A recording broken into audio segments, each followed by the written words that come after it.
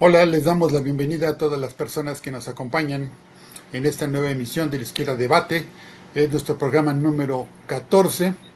Hoy vamos a hablar del sistema pensionario, este problema de las AFORES y las pensiones individuales que nos han impuesto desde la etapa neoliberal.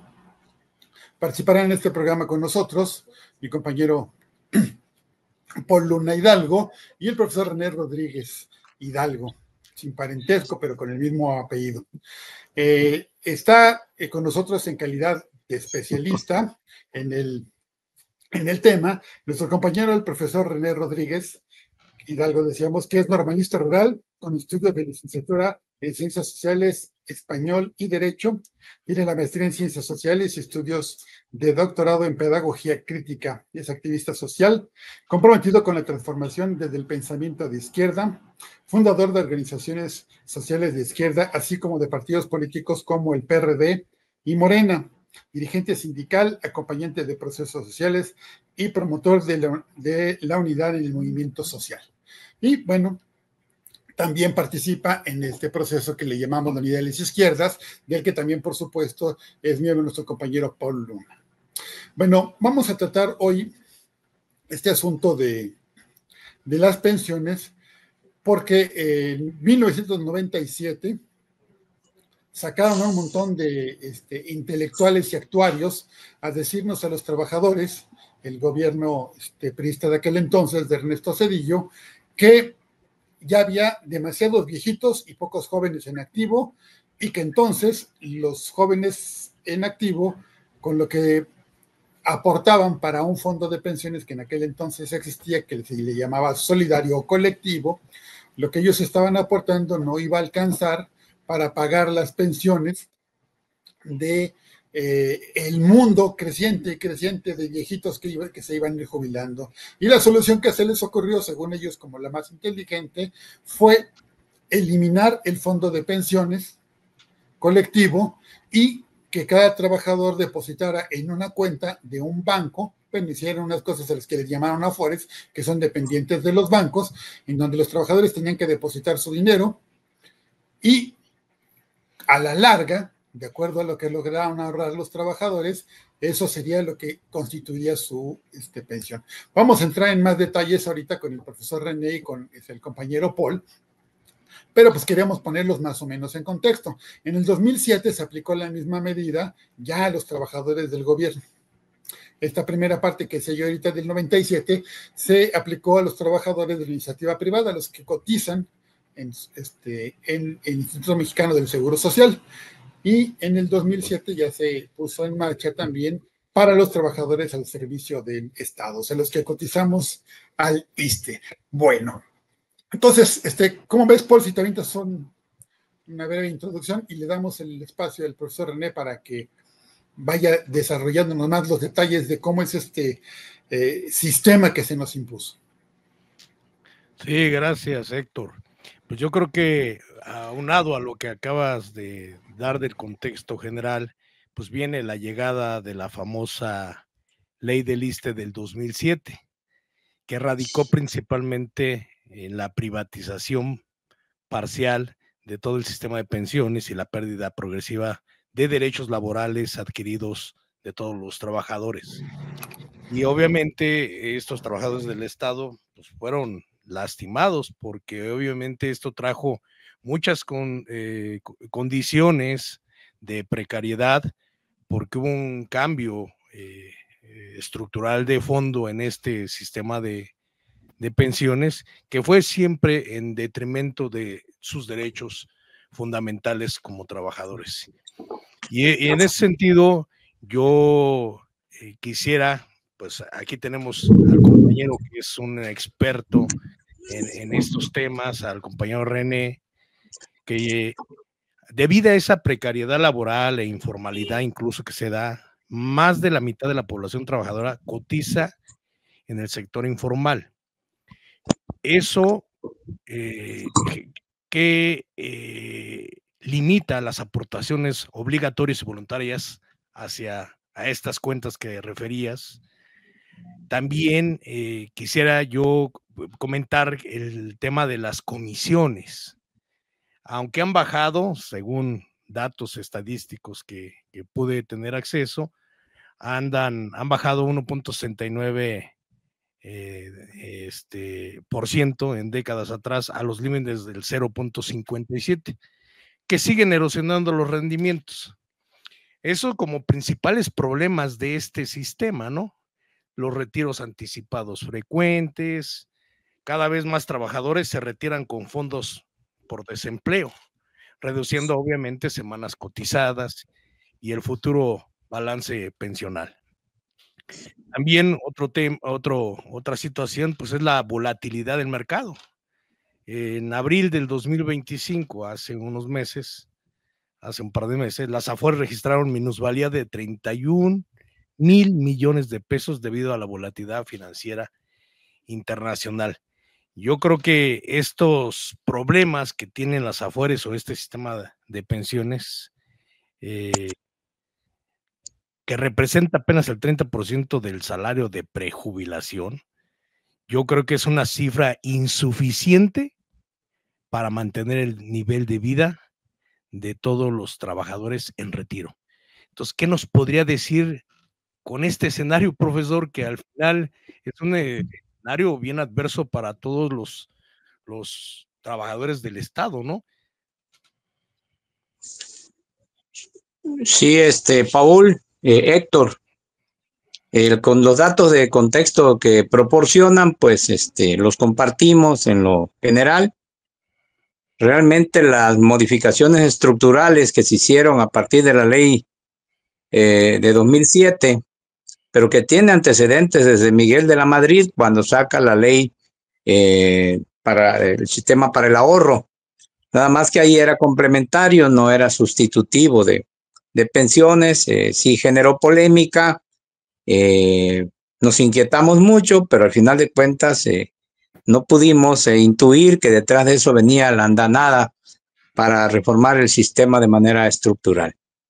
Con la ley del 2007 que tenemos en particular para los trabajadores del Estado, pero igual para el seguro, con algunas diferencias, pues es de que surge un sistema pensionario de cuentas individuales, lo que se le llama en el lenguaje internacional del sistema pensionario, el sistema de contribuciones definidas, frente a un sistema de reparto solidario o de beneficios solidario o de beneficio definido.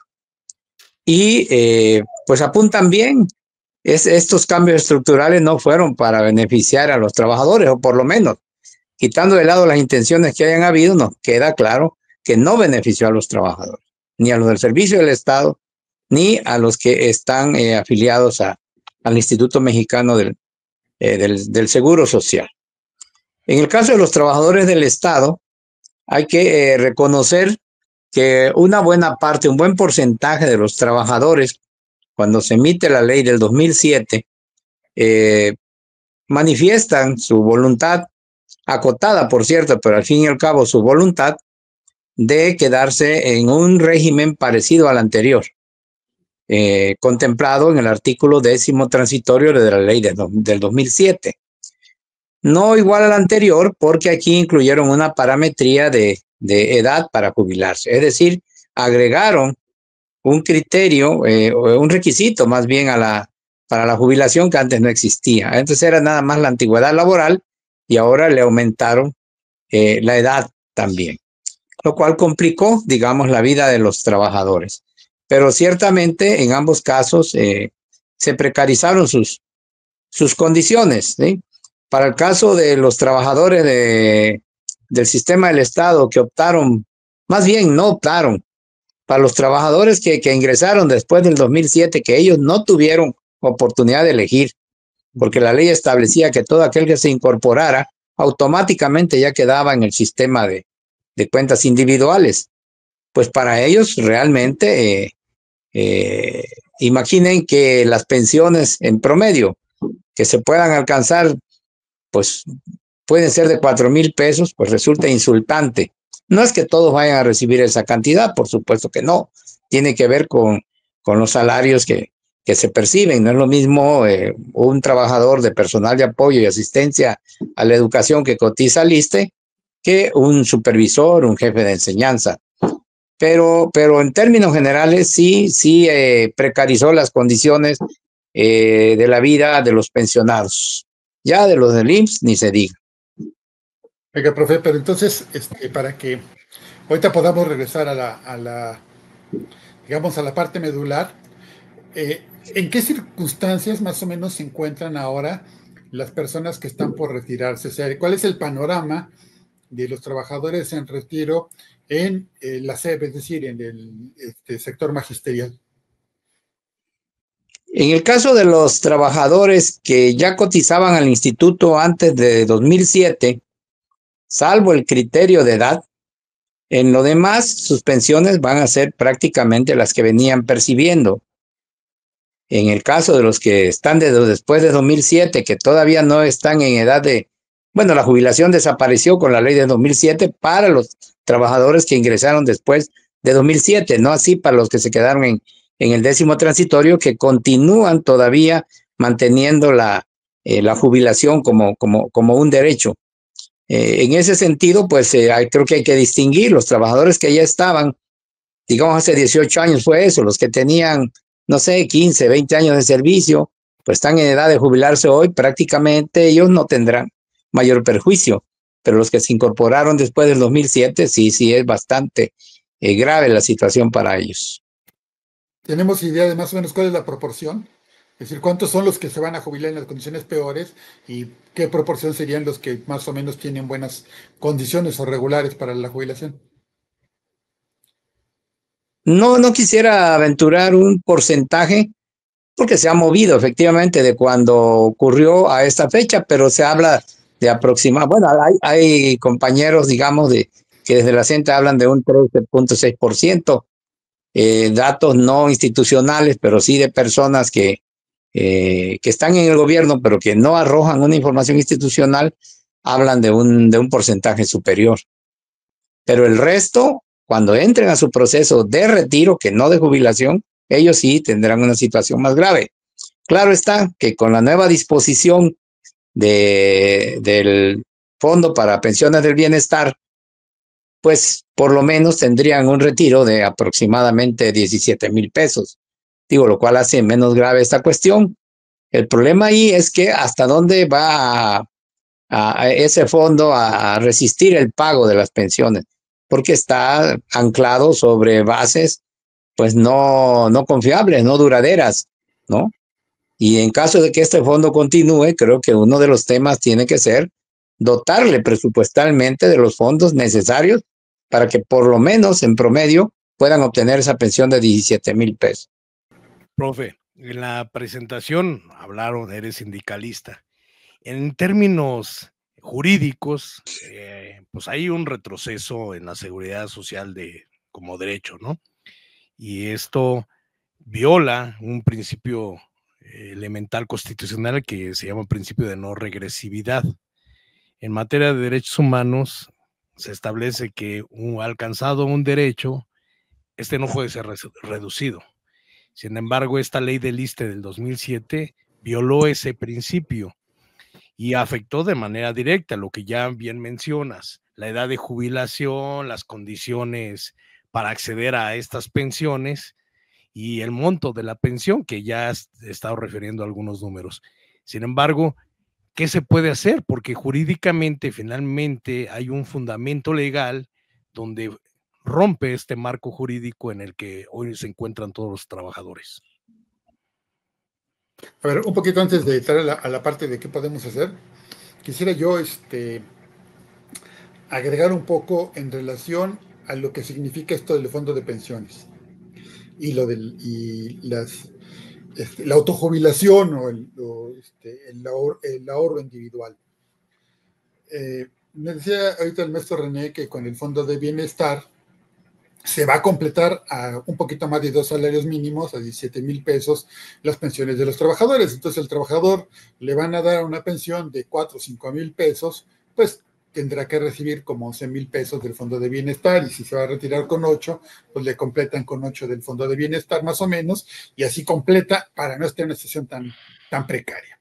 Aquí la cosa, y perdonen que me ponga clasista, pero el asunto es que el 2/3 de los ingresos del Estado por impuestos los aportamos los trabajadores y solamente 1/3 lo aportan los patrones, pero ellos se quedan con el 75% del Producto Interno Bruto. O sea, ellos se quedan con la parte más grande de lo que generamos en conjunto de los mexicanos, y nosotros los trabajadores, que nos quedamos solo con el 25%, aportamos el 66% de los ingresos del Estado en términos de impuestos. Entonces, cuando viene la necesidad del trabajador de retirarse, de pensionarse, le va a tocar muy poquito porque el ahorro fue chiquito. ¿Con qué se va a completar? Con el dinero del Estado. ¿Quién aporta ese dinero? Pues nosotros los trabajadores. Entonces estamos pagando 2 veces por un derecho que ya habíamos adquirido. Ahora, ¿por qué los trabajadores ahorran poquito? ¿Porque no quieren ahorrar mucho? No, porque la ley establece, si no mal recuerdo, es 1.6% de sus ingresos lo que se tiene que depositar de manera automática en las cuentas estas individuales. Entonces, si yo ganara 100,000 pesos, pues eso es una lana. Pero si yo nada más gano 500 pesos o gano 1,000 pesos, pues es mucho menos dinero. Y si toda mi vida tengo salarios bajos, lo que voy a ahorrar es muy poquito. Y a eso que yo estoy ahorrando, le van a quitar todavía las comisiones que cobran las Afores por administrarme mi dinero a fuerza, porque no me dan la opción de que yo decida, sino por fuerza tengo que estar en alguna Afore. Me dan chance de escoger quién me va a robar, pero tiene que ser una Afore donde esté depositado ese dinero. Y cuando se retira uno, no te entregan tu dinero. Se le pasa a una Afore que te va a cobrar por administrártelo, y ellos van a calcular cuánto te va a tocar de pensión. Entonces ellos calculan que te toca de pensión 8,000 o 10,000 o 6,000 pesos, pues el Fondo de Bienestar, recientemente creado por cierto, es el que va a completarte tus ingresos a los 17,000 que decía el maestro René. Pero entonces este fondo está bien, es una medida, digamos, emergente, muy solidaria, pero en el fondo implica que los trabajadores estamos pagando doble vez el mismo derecho. Y el argumento era que los trabajadores en activo no podíamos generar los recursos suficientes para pagar las pensiones de los que se iban retirando. Y terminamos quedando en ese asunto, pero mientras se están quedando con una parte grande del dinero de los trabajadores estas empresas dependientes del sector bancario, que son las llamadas Afores. Ahora sí, perdón, me frené lo que decía Paul, ¿qué onda? Bueno, poniendo tantito en suspenso la respuesta, el planteamiento que hace Paul en términos de la progresividad de los derechos laborales o de la no regresividad, pues jurídicamente debiera proceder realmente en un juicio hasta sus últimas instancias y ganar. Pero ya vimos que lo que ocurrió justamente con la ley del ISSSTE y con el derecho que se tenía, el derecho obtenido a la jubilación en las condiciones en que se había, digamos, establecido en la propia ley, y sin embargo la Suprema Corte decidió que era perfectamente legal la ley, ¿sí? Y nada de que la retroactividad se violaba. Dijeron que no había violación, ¿sí? Por lo menos en el más alto tribunal de México no se nos concedió la razón, y tampoco acudimos a los órganos internacionales, que conforme al derecho internacional se pudo haber hecho y pudimos haber obtenido una respuesta, pero se dejó de hacer. La razón, bueno, son muchas. La gente también tiene sus propias complicaciones. Al final de cuentas, lo mismo ocurrió en la Suprema Corte, ya pues más recientemente, con el asunto del pago en UMAS, que declaró la Suprema Corte que es legal. Y por lo tanto, todos los que demandaron después de esto al instituto para que les pagaran el salario mínimo, ya no pudieron lograrlo. Hay que señalar que antes de que la Corte determinara esto y que sentara jurisprudencia, sí se ganaron muchos juicios. Hay muchos compañeros que con tiempo completo, sí, 10 salarios mínimos como tope, están ganando arriba de los 60,000 pesos. Eso digo, es comprobable, ¿no? Pero la Corte aquí generalmente pues emite sentencias en contra de los trabajadores.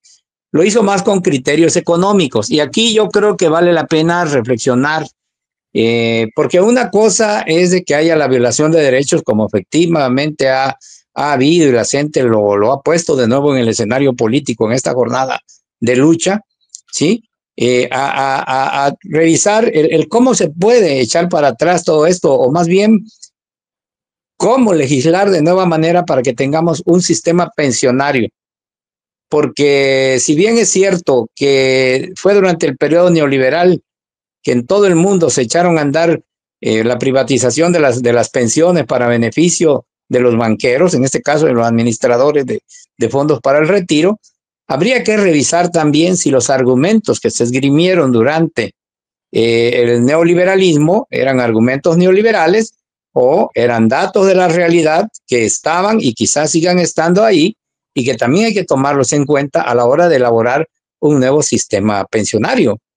Vale decir, por ejemplo, en el caso de la esperanza de vida, habría que distinguir entre un argumento que se usó en el periodo neoliberal para extender la edad de jubilación de 50 a 48 años las mujeres en promedio hasta 60, 65, si eso realmente era un argumento falso y neoliberal o es un dato de la realidad, es decir, si la esperanza de vida ha aumentado o no. Porque si nosotros, en lugar de estar ahorita de este lado, estuviéramos en el gobierno administrando los recursos del pueblo que paga a través de sus impuestos y tuviéramos que tomar decisiones, pues tendrían que considerarse, a mi juicio por lo menos, sin dejar de ser sindicalistas, sin dejar de ser de izquierda, atender a la realidad en ese sentido. O sea, no pasa nada entonces de que si un trabajador que se jubilaba a los 50 y en términos medios fallecía a los 62, muchos 65, se le daba la solidaridad del pueblo a través del gobierno 12 años o 15 años, pues ahora, si se jubilara con 50 años, que pareciera ser la pretensión, volver a lo de antes, con una esperanza de vida de 76 años, pues tendría que sostener el pueblo a través del Estado 26 años a un trabajador. Yo creo que esas cuestiones hay que considerarlas, ¿no? Si realmente se quiere construir un nuevo sistema pensionario, eliminando, por supuesto, de que los banqueros, los administradores de fondos para el retiro se sigan llevando la lana. Yo en lo personal considero que esto debe irse hacia atrás y es posible. Lo hizo Chile, lo han hecho otros países. Claro, tampoco han encontrado la panacea, porque el problema de fondo también es que en el sistema de reparto, la tesis es de que los trabajadores activos sostenían, ¿sí? Más allá de las aportaciones del Estado, sostenían a los pensionados, pero la proporción era de 100 trabajadores sosteniendo a 7 pensionados. Hoy la relación es de 3-1. Es decir, tenemos 3 millones de trabajadores, ¿sí? El dato que tengo es de 3.3 millones, perdón, sí, 3 millones de trabajadores, 3.2 y 1.3 millones de pensionados. Es decir, que con la pensión con la contribución de 3 trabajadores activos, habría que sostener a un pensionado. Eso habría que revisarlo en términos, digamos, ya, no me gusta decir actuariales porque luego se ve que este es un término introducido por el neoliberalismo, pero en términos contables, de contar sí sabemos, y hacer proyecciones también sabemos, son elementos que hay que considerar a la hora de ir a un nuevo sistema pensionario, justo, digno, solidario, pero donde no se tome en cuenta también solo a un sector, a un gremio, sino una discusión nacional, ¿sí? Que nos lleve a construir un sistema pensionario que sea viable, que sea viable. Por la vía del derecho podemos reclamar algunas cosas y ganarlas, pero al final de cuentas, que veo muy difícil que eso ocurra, la cuestión sería cómo sostener. Hay que ver la cantidad que representa el pago de pensiones en relación con el Producto Interno Bruto. Es decir, hay que atrevernos a ver la realidad desde nuestra perspectiva, de izquierda, desde luego, ¿no? Estoy de acuerdo con lo que ha planteado, profesor, pero hay que acordarnos también de que la proporción las proporciones que nos presentaron y nos siguen presentando como datos válidos a partir, como decía usted, de criterios actuariales, o sea, de cálculos proyectivos que hacen matemáticos, olvidan dos cuestiones que son muy importantes en el mercado de trabajo. Una de ellas es el nivel de los salarios. Si los salarios no fueran tan bajos, las cuotas que aportan los trabajadores en activo, pues servirían mucho más.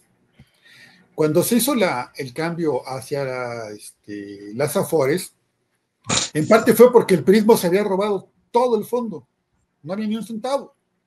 Se lo robaron en las campañas electorales y luego pues se sacaron de la manga en parte este asunto. Pero además de que los salarios son bajos, si los salarios son muy bajos, las cuotas son muy chiquitas. Hoy, en la actualidad, el salario mínimo debería de ser más o menos de 16,000 pesos al mes. Está en 8. Y eso porque los últimos 2 gobiernos han estado con una campaña de recuperación del salario mínimo muy intensa, muy rápida. Pero todavía nos falta como otro 50%, cuando menos. Esto quiere decir que estamos muy subvaluados los trabajadores y por lo tanto lo que podemos aportar para el retiro pues queda muy chiquito. Y agreguemos la otra parte que no meten en la ecuación, es el desempleo masivo y crónico. Decía Paul al principio que hay muchísimos trabajadores en el sector informal, pues no cotizan. Y como no cotizan, pasan dos cosas: no tienen los servicios médicos y no aportan al fondo solidario, si es que lo hubiera, que en este momento, como usted explicaba, no lo tenemos, al fondo solidario que debería de haber. Entonces, a eso que estaba usted explicándonos de la necesidad de tener ese criterio responsable, no solo ver un sector, sino ver toda la nación, nos haría falta, y creo que complicaría más todavía el asunto, el urgente incremento de salarios, por un lado, y por otro, una reducción mucho más acelerada de lo que se ha logrado hasta ahorita el desempleo. Porque los trabajadores dependemos de nuestro empleo y si una parte importante de nuestra clase está fuera del mercado de trabajo, pues eso también nos merma mucho nuestras posibilidades. ¿O cómo ves, Paul?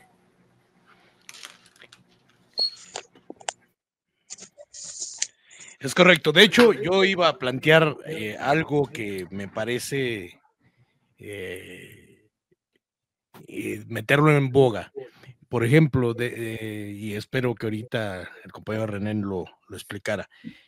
Hablamos que durante el periodo neoliberal, en el periodo neoliberal sucedieron muchas cosas que afectaron directamente a los trabajadores. Ellos saquearon, dejaron sin fondos, se inventaron este rollo, pero recordemos que ahora ya tenemos un nuevo poder judicial. Entonces, si la Suprema Corte en su momento emitió algunas sentencias que afectaban o daban por válido aquello que inconstitucionalmente era no correcto, yo creo que estamos ante un nuevo escenario. Yo estoy de acuerdo que tendrá que llegar un nuevo sistema pensionario muy amplio, tendría incluso que hacerse la realidad de una democracia participativa donde todos los sectores entren al debate público, sindicatos, empresas, incluso empresarios, y el Estado, de tal forma que todos le entren a proyectar un nuevo sistema, porque además no quitemos el dedo al renglón. Las Afores es un gran negocio para los privados que durante el periodo neoliberal se hicieron ricos. Es un volumen de dinero impresionante el que ellos administran, y aquí yo pondría un escenario para ir introduciendo mucho más a fondo este tema del sistema de pensiones. ¿En dónde se están invirtiendo estos Afores? Y cuando hay pérdidas de estos que negocian con el dinero de los trabajadores, cómo afecta al trabajador. Tú hace rato decías, Héctor, pues el trabajador está está pagando doble vez, ¿no? Y este sistema de transferencias al fondo de bienestar, pues aunque es un fondo aprobado, pues yo creo que tendría que ser revisado por el propio Estado, porque hay un tema. Hay mucha gente que trabajaba, vamos a poner un ejemplo, alguien de mi edad, 50 años. A lo mejor me dediqué a trabajar de los 20 a los 35, 38 años y me quedo sin empleo. Y resulta que después de 10 años mi cuenta es inactiva y ese dinero se va a este fondo. ¿Y qué pasa con ese dinero? O sea, legalmente es correcto e incorrecto arrebatarle lo que es fruto del trabajo del trabajador. Si estamos hablando que ya el mercado laboral es insuficiente, pues entonces ya no es una precariedad laboral, sino es una precariedad social a la que nos estamos enfrentando, ¿no? O como ve, profe René, digo, yo creo que este escenario que plantea Héctor, servidor, es muy amplio y usted como experto sí nos puede dar un panorama para dónde. Bueno, han dicho cosas muy, muy interesantes, ¿no? La primera, y que tiene que ver con una afirmación, el sistema de pensiones en cuentas individuales está quebrado, no garantiza un monto pensionario digno para los trabajadores. Ya de entrada eso, hay diferencias, porque hay diferencia en los salarios, no todos van a ir a la pensión de 17,000, seguramente habrán quienes tendrán una mayor pensión aún en el sistema de cuenta individual, pero esos son solamente pocos casos, vaya. La generalidad es de que su pensión va a ser muy baja y eso debe llevarnos a pensar desde una ética, desde la solidaridad, de que hay que modificar ese sistema. Lo han hecho otros países. Se presta a grandes negocios y corruptelas. Pues en Argentina fue un escándalo, ¿sí? Y se tuvo que reformar después del escándalo mediático, se tuvo que hacer el cambio y quitar cuentas individuales. En Chile y de la misma manera.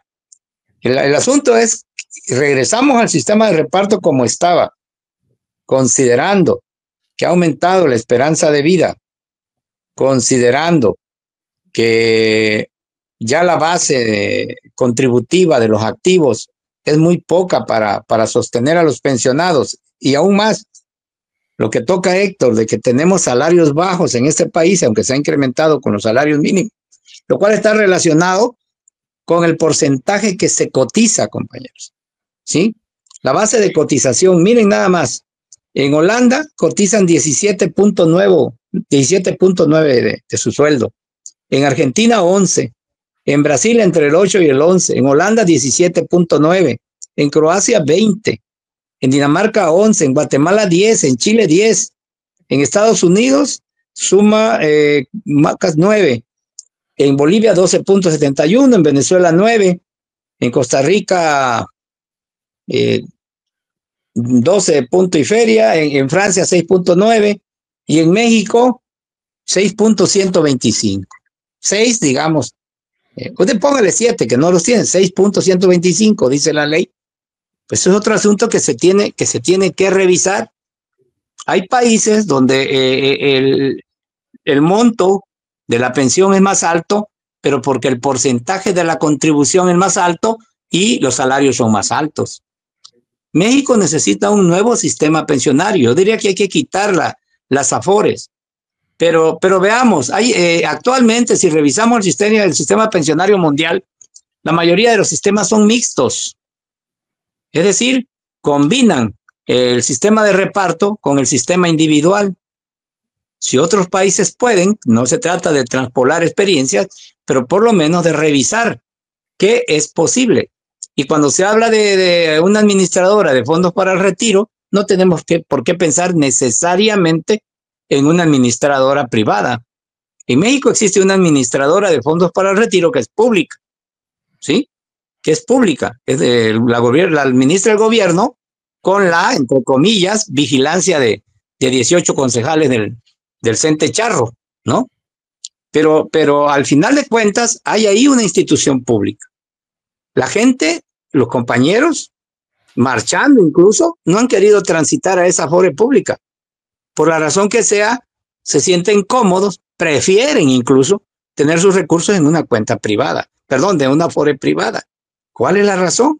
Habría que indagar. Yo he dicho a muchos compañeros ahora en esta etapa de lucha, si odian tanto al dueño del administrador de fondos para el retiro, que no paga impuestos, ¿sí? Que se carcajea del pueblo, pues la ley establece que tienen el derecho los trabajadores de transitar de esa afore a otra, que lo hagan a la pública, que se prepare el Estado para recibir los fondos, para administrar, que no es cosa sencilla, porque tiene que ver con temas de inversión, esto, y por lo menos dar un paso que vaya desmantelando. Yo creo que progresivamente el asunto de las afores. Otros países lo han hecho de tajo, pero en esos países han tenido que pagar los costos económicos y los costos políticos de esta decisión. Los costos políticos, ya saben, van a Venezuela, van a Cuba, ya son comunistas, atentan contra la propiedad privada y todo eso. Y los costos económicos porque terminan demandando en las instancias internacionales y terminamos pagándole con recursos del pueblo. Pero yo creo que sí hay que ir pensando en cómo dejar atrás estas cuentas, estas administradoras privadas para transitar tal vez a un sistema mixto, pero en el que también se analice con justicia el asunto de la edad para la jubilación. No estamos en las mismas condiciones.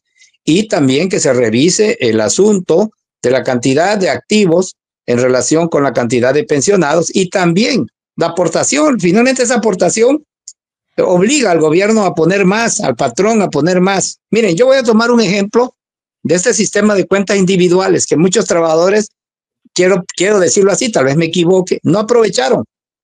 Te da la opción la ley de ahorrar algo que se llama ahorro solidario, de ahorrar hasta el 2% de tu sueldo. Y por cada peso que tú ahorres, el Estado mexicano, yo digo el pueblo mexicano a través del Estado, ¿sí?, te deposita 3 pesos con 25 centavos. Es decir, tú inviertes un peso, tienes 4.25, inviertes 100, pues tienes 425. Hay un tope de hasta el 6% también, pero aún así, por lo menos te queda que por cada peso el Estado te pone 3.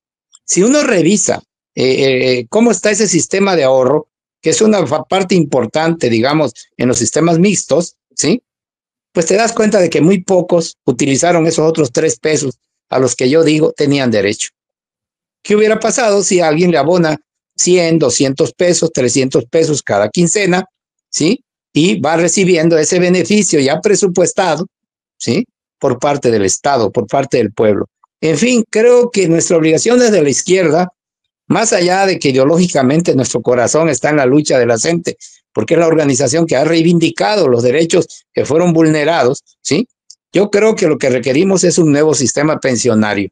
Y ahí debiera la gente involucrarse con seriedad, con justicia, pero también admitiendo que no todo es la gente, perdón, que no todo es el magisterio, que no todos los trabajadores del Estado, que somos una sociedad con carencias y que necesitamos redistribuir con justicia los recursos para una pensión digna para todos, incluida la pensión universal, porque algunos incluso cuestionan de que si no hay dinero para resarcir los agravios hechos a los trabajadores al servicio del Estado, ¿qué razón hay para pagarle a quienes no contribuyeron y ahora se les da una pensión no contributiva, la pensión del bienestar o la pensión Andrés Manuel, como algunos le llaman, y que pues eso no tiene lógica?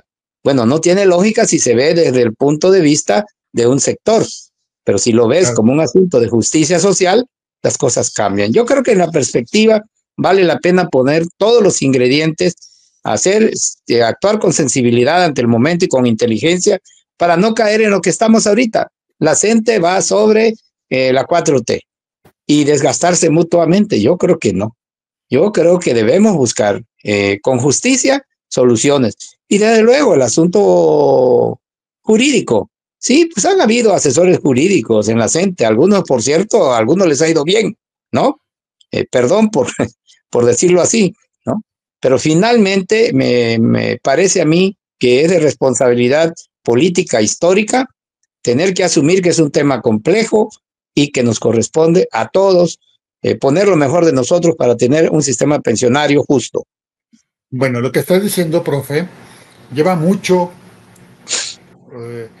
de un discurso un poco hasta anticlimático, porque en tus expresiones, en tus palabras, lo que se ve es una voluntad de solidaridad entre todos los ciudadanos y los integrantes de una sociedad.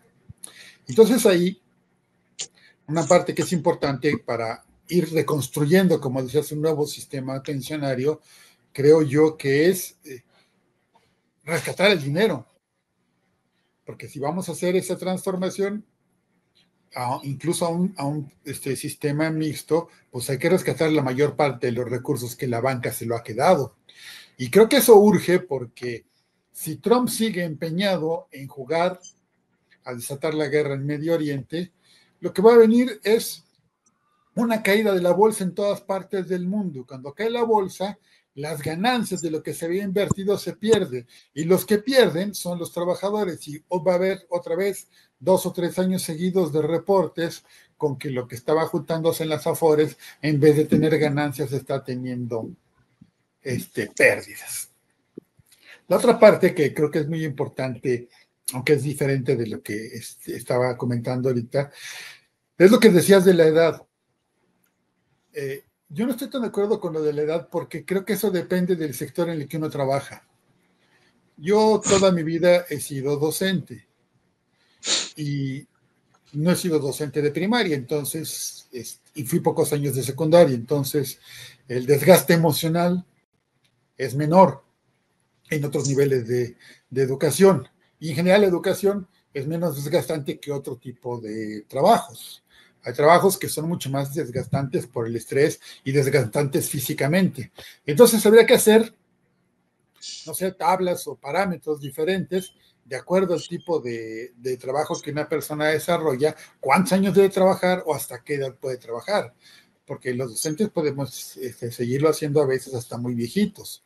Pero no es lo mismo si tú eres soldador o jalatero o trabajas en una mina o una cosa así, pues eso es prácticamente imposible, ¿no? Entonces ahí habría que, en el espíritu de lo que decías, de buscar solidaridad y apoyos mutuos, pues este asunto.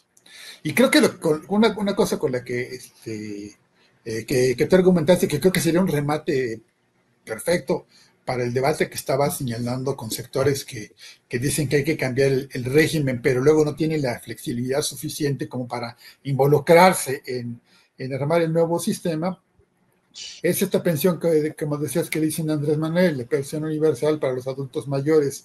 Ese es el ejemplo más nítido de una pensión, un sistema solidario, en el que a todos nos toca independientemente de lo que hayamos trabajado. Y que tiene muchas virtudes económicas, porque todas esas personas que antes no podían prácticamente tener una participación económica, ahora son consumidores de diversas cosas. Compran cosas para ellos, les regalan cosas a sus nietos, andan procurando conseguir o hacer reparaciones en sus hogares, etcétera, cosa que antes no podían. Mientras más grande sea esa pensión, el mercado interno se va a activar más. Mientras más grandes sean las pensiones de los trabajadores que se retiran, el mercado interno también tiende a activarse. Entonces, cuando nos preocupamos porque se le va a pagar una pensión a un trabajador durante más de 20 años, pues también pensemos que ese dinero que se le va a estar dando al trabajador durante 20 años, conviene que sea grande para que gaste, para que compre cosas, para que estimule el mercado interno.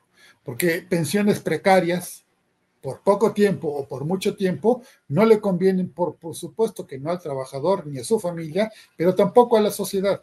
Al conjunto de los ciudadanos, a la sociedad en conjunto, nos conviene que todos nuestros pensionados tengan los ingresos más altos que nos sea posible. Pero posible, o sea, tampoco podemos pedirnos algo que no tenemos o que está fuera de nuestro alcance, ¿no?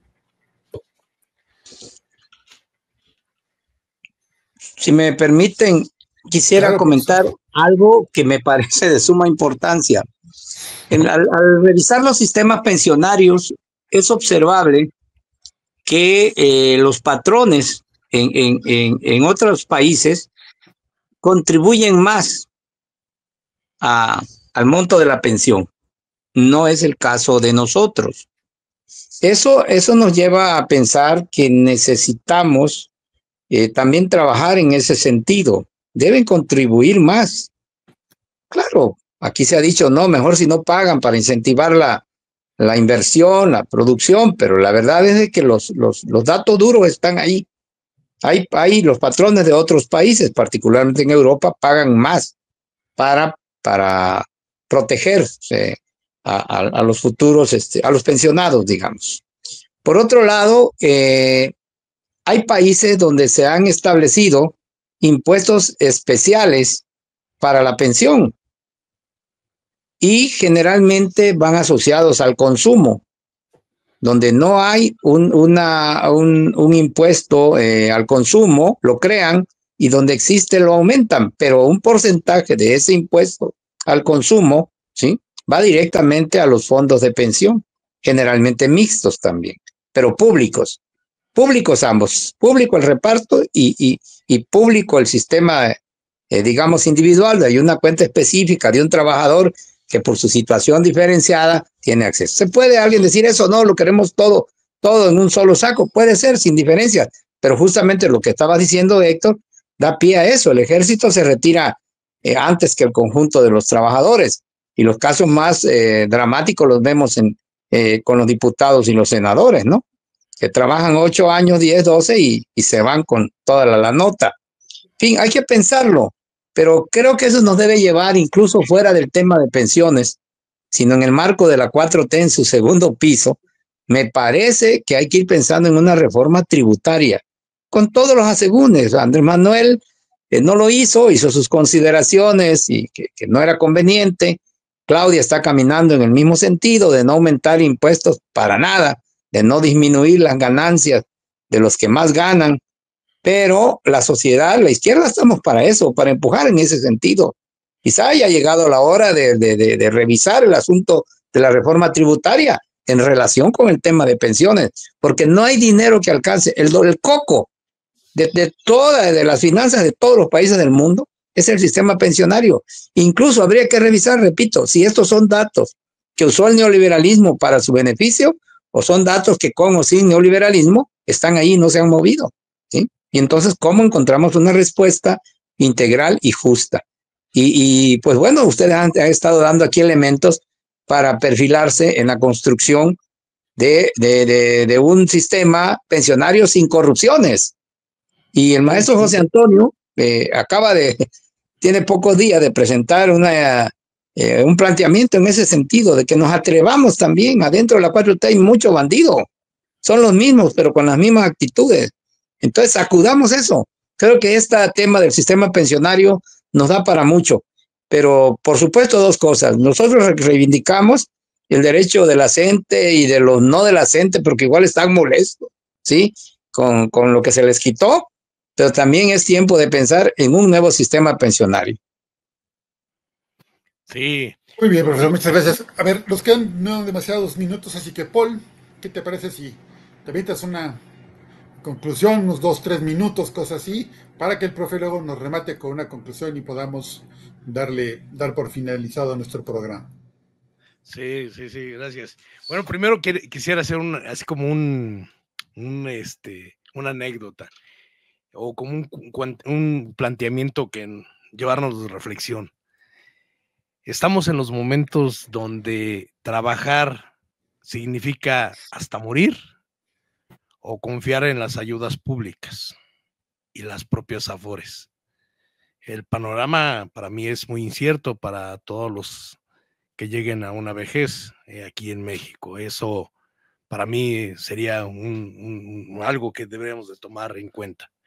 Yo creo que como conclusión, pues el sistema de afores enfrenta grandes desafíos también muy persistentes por las aportaciones bajas, comisiones que disminuyen rendimientos, los retiros anticipados que mencioné hace rato, la vulnerabilidad a la volatilidad, las pensiones de reemplazos insuficientes, y a pesar de las plusvalías y las reducciones de comisiones, la sostenibilidad a largo plazo está, yo creo que en entredicho, especialmente por el uso creciente de fondos de pensión y desempleo.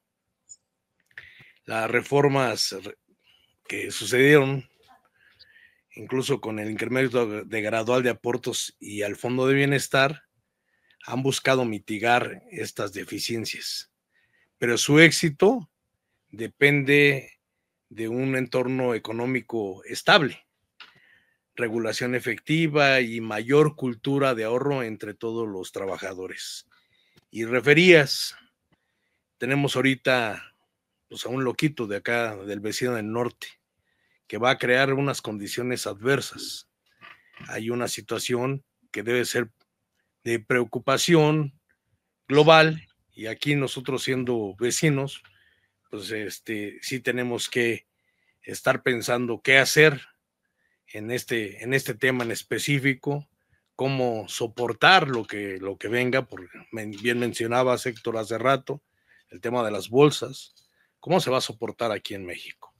Y yo me iría, pues en términos generales, como siempre hemos dicho desde la unidad de las izquierdas, yo creo que uno de las grandes